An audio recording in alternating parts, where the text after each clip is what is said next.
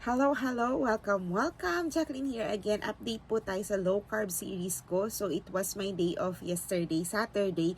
Hindi po tayo nakapag low carb kasi birthday po ni Ivan. Kumain ako ng isang Jolly Spaghetti at dalawang subo ng Sundae chocolate ng Jollibee.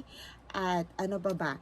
Sa Women's Ministry, kumain ako ng isang tab. Pero hindi naman buong tab, no? Yung mga ganyan naubos ko naman yung dala ng Sister Rose sa isang champurado.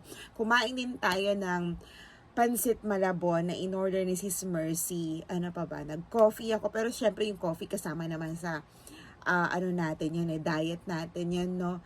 Ano pa ba? Nag-low carb cheesecake ako. So, medyo yun nga, sabi ko, I am not strict low carb, but sometimes I do cheat, or I don't cheat actually, but I do balance it as well. Hindi ko sinasabing hindi na ako kakain ng carbohydrates kasi kailangan pa rin natin yon.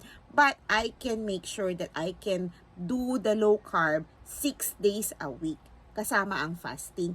Yun nga lang, on Saturday or Sundays, kasi hindi maiwasan na day off po natin, kakain po ako ng konting carbohydrates at kailangan din po natin ng carbs. Huwag lang sobra-sobra kasi nga po sa sugar ko. Thank you for watching.